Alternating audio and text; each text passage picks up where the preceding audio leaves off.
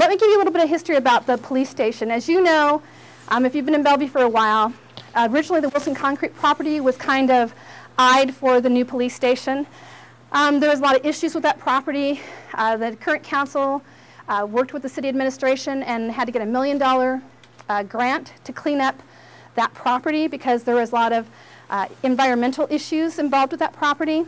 And in addition to that, although the property was kind of eyeballed to have the police station, there was really no plan put in place to pay for a new police station. So when the new council came on, a handful of members got together and said, how do we resolve this? This property came in front of us. And myself and several other council people toured this facility. We started talking with the current chief of police at that time. And then we brought it to the city administrator. We got a new city administrator, a new mayor. So the story is 3 mayors later, 2 city administrators later, and the current city council, we now own this property. And this property is not only going to be the new home of the Bellevue Police Station, or the police department, but also the new city campus, a campus that we can really be proud of as the 3rd largest city in Nebraska.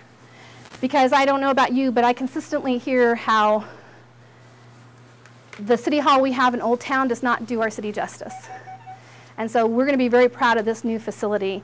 And the other thing that it does for Bellevue is that one of the reasons that we can't do a lot with Old Town is because the city is the biggest property owner in Old Town. So when the city pulls out of there, we're going to have a plan to bring business into where we have property so we can help revitalize Old Town. So it really is win-win. And it's nice to be able to verbalize this, because when you read this in the paper or when you see the council meeting, you don't necessarily know what we've been thinking, what we've been working on. So just know that your council has been working very hard on the future of Bellevue, and this is a really good example. And so I know you're not here to hear me talk tonight. I'd like to welcome Matthew Krause, who is with Al Pravandra and Associates, and he's going to walk you through the floor plans and explain who goes where and what's happening. And when he's done, there's going to be a Q&A, so feel free to ask questions as we go. This is the site plan. This is the existing site, or this is the future site. As you can see, we have the building we're in right now.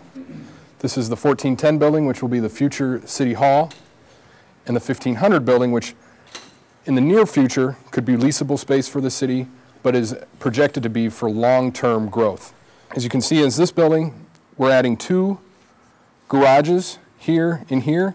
This garage will be used for police cars. There's a car wash for them to wash their cars. When they come in, they clean their cars up and take care of them.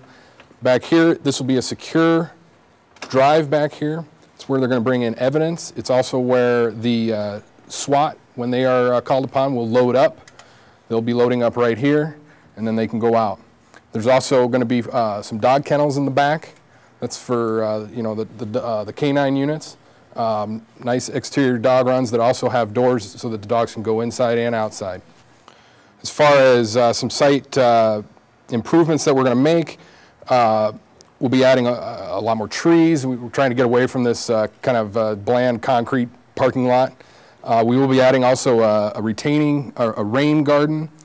It's an island that allows water to sink down, and it'll sit there, and it'll have grasses planted in there that will soak up so that you're not dumping water onto your neighbor's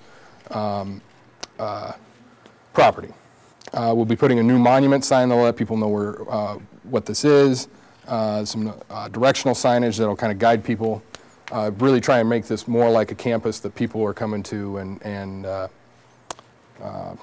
know, for the city of Bellevue.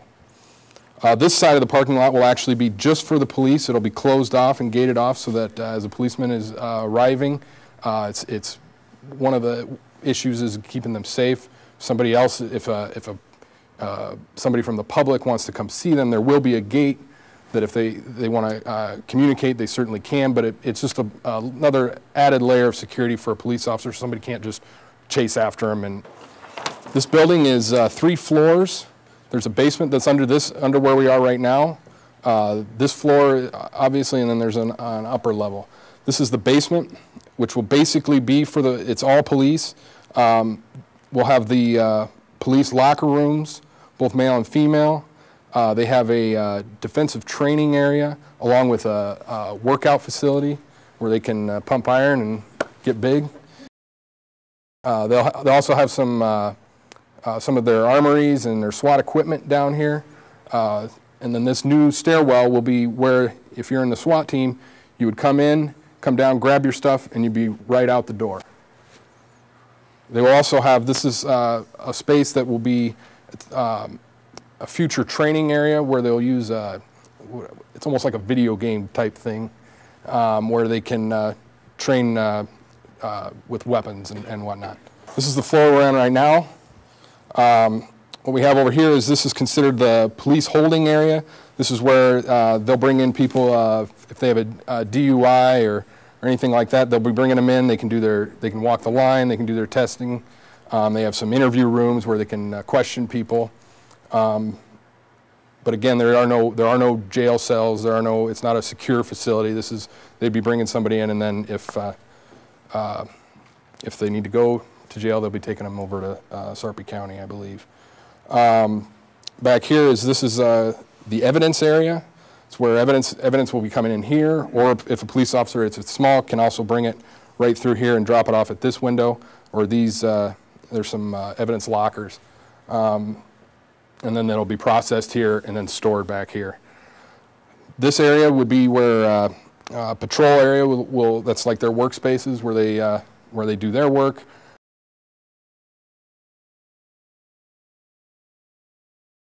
We do have, now the main entry you come in, and we do have what we're calling this it's a safe room, and it's open to the public.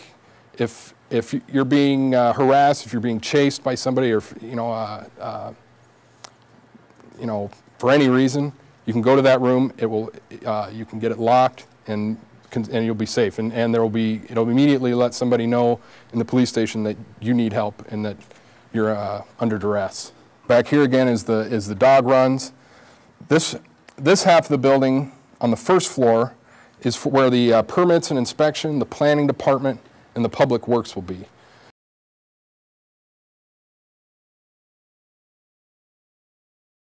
There will be a separate entry here that will allow people in this area not to necessarily have to mingle with people who are going to see the police. That was one of the things that was stated, that sometimes those two groups don't necessarily want to mingle. Sometimes you can get some interesting people coming into the police department. On the upper level, we have right here, which is the police administration area. This is where the chief, captain, all their offices would be located. Back here this is the investigators area, some large open workspaces. Again, mostly just their work areas. A large conference room that can be divided into 2 conference rooms for the police.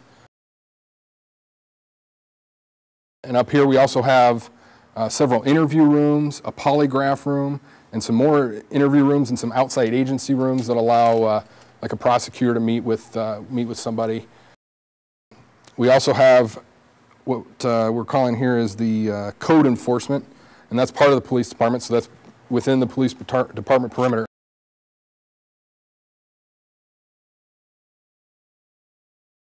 The public will only have access really to this area, and then the police will come to you. There's a small waiting area here for police, but for the most part, the public will be just in the upper lobby. This area is the special services area, and I believe this is where this group would have access to this area. There's some large conference areas, staff bathrooms, just some kind of, and then there's also a lot of storage, record storage, archive storage, all that kind of stuff back in there. Next, we're going to show a couple of images. This is when you walk in, your interior lobby. One of the things that was stated that they wanted was a memorial to the former chief, which will be right when you walk in. And then down this hallway, there will be more, some more cases for police display and anything that they tend to have things that they like to display and show to the public.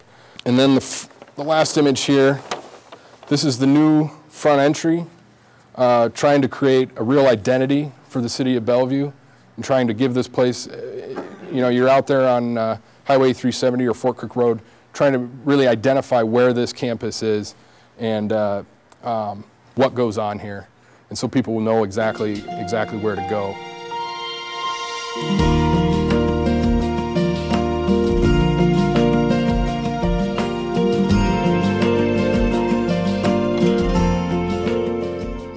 He asked if all the storage was on the second floor. There is some storage. A lot of the planning department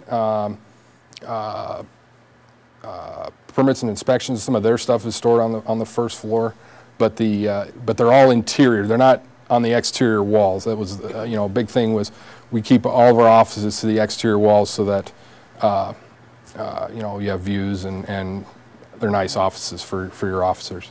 When will it be ready? So she wants to know when it will be built. It is going to be. It's supposed to go to vote on the council on Monday, and it will go out to bid after that, and then I would imagine it would be 2014. And Dr. Pillen has a question on the first page on the grounds. So you're westbound on Wall Street, and you come to the corner here of Wilshire Drive, and this corner is nasty. You cannot see traffic coming from there. There's a downhill and uphill just before it, and traffic that's coming southbound on that road is really hard to see. And if this elevation were just even a little bit lower, it would make a huge difference. And I don't know if there's a possibility of some people looking at that and seeing if something could be done with the landscaping. we can certainly take a look at that. That's a valid point, and we can definitely take a look at that. I'm glad to see the trees, though. I'm happy about that. Will there be something that keeps the watering system from watering in the rain?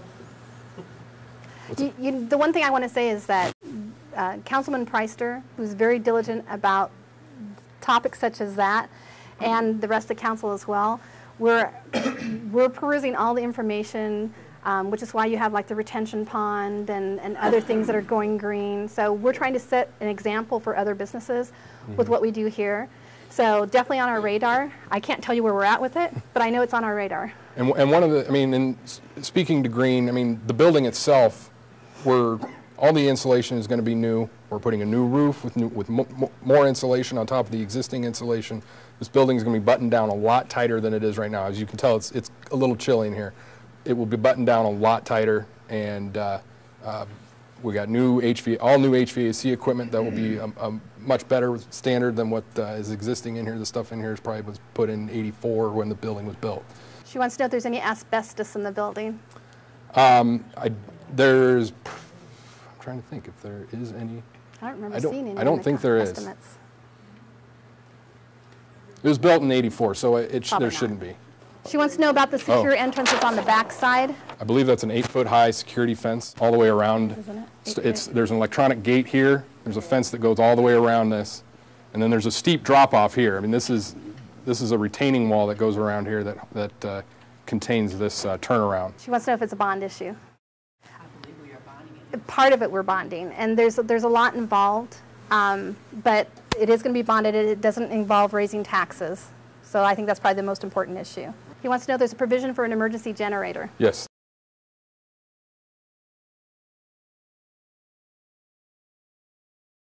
The person chasing them is not able to get through the door if they close the door. Correct. So they have to be able to close the door, and granted, it's still not as wonderful as if a person were there, but it's still much more optimal compared to what we have now, which is you walk in a room and there's only one exit, and you have no options.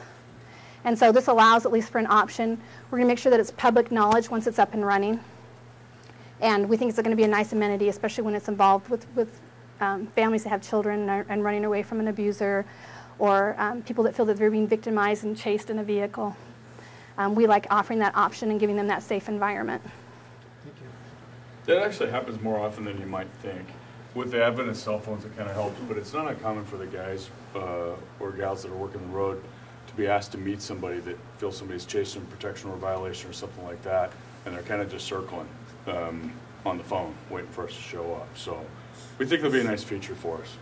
We're very excited about it. And again, we're in the middle of a capital campaign, so if you'd like to donate, the Bellevue Police Community Foundation is a nonprofit, so it's tax deductible. There's my plug. No, that's the county offices. Our city offices are on Mission. Okay. If you've been to Old Town, you see that clay-like building. That's the city offices. And taxes or anything like that. Right. And so we're also renting other properties there on Mission. In fact, sometimes the police have to cross the street to register evidence. And I don't know if you, a couple times a day. And I don't know if you were ever, we had a tour in 2006, and it happened to be raining during the tour, literally rain coming down the walls by the electrical box. I mean, the old police facility has been outgrown. My biggest concern as a citizen is on being on the city council is that, you know, we're really fortunate because we have really excellent police. But they can't control environmental issues. And if evidence is ever compromised in an important case, then that means a bad guy could potentially be let go. So we need to give them the facilities that they deserve and that we should have as the third largest city in Nebraska.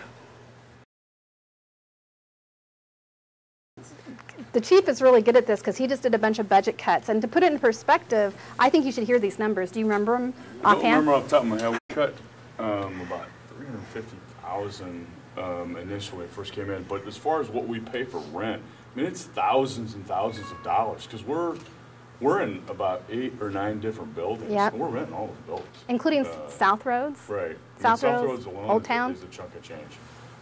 So it's thousands of dollars that we're paying on rent. About tens of thousands, you say? I would say so. Okay. That's fair. Plus, another thing that we haven't really touched down on is it brings the police force all to one location. I think that it, from what I've seen, and the chief again should speak on behalf of the police department, but it's really hard on the camaraderie when it's like us against them. It's the North Squad against the South Squad, or the, and I don't think that it's necessarily affected the quality of work, but I see how it's affected some of the camaraderie, and that's important. It would be nice to get everybody in the same building, for sure.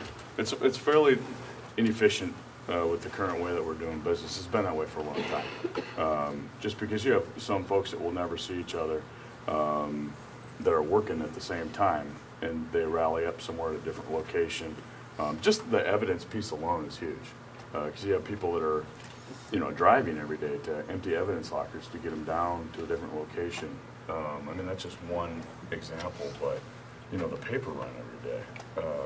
It's dysfunctional. I mean, we've been doing it, so we're getting by, but it'll be really nice once everybody's in the same room. Just real briefly, I usually do just run down a thing, but tonight we were doing this, and we're obviously standing, and it's cold in here. So, what I would just say about this, we built this. This was very exciting. When I took over as interim, none of this had been done, and we built this. And I'm very proud of our staff, especially Captain Stukenholz, who kind of ran point for me. We put subcommittees together of the people actually working these different places, and had them build it, what they needed, what they would like to make their job easier. And so the actual staff that work in this building had a lot to say about what this was going to be like from an efficiency standpoint. So I'm very, very proud of the work that they put into it to get us to where we are today, to the point that we're about ready to go out and put out the bid. So, would you like to introduce your new public safety officer? Yes, Roger Cox is our new community policing coordinator. He took over for some of you guys maybe remember Jamie Kruger, who held that post before him. He's just getting his feet wet, but you will probably see him around quite a bit, especially if you're active in PCAC and some of the things we do throughout the summer and some of the events that we do. So he will be around. Do you want to say anything? Thank you, Chief, for the opportunity. I look forward to working with all of you, and have a great meeting. All right, thank you. With that, we're going to adjourn the meeting.